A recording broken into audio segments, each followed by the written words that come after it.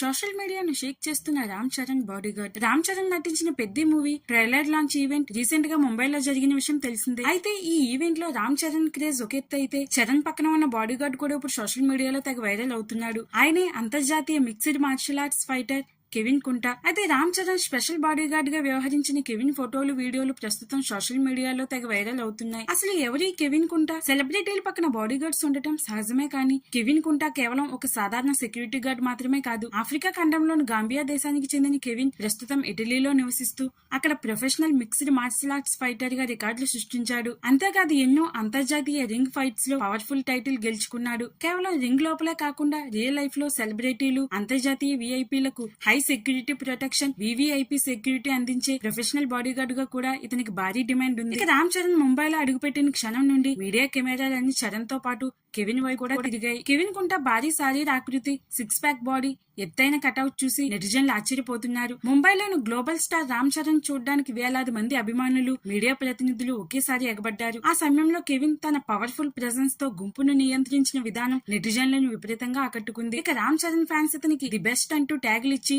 Social మీడియాలో తెగ viral చేస్తున్నారు.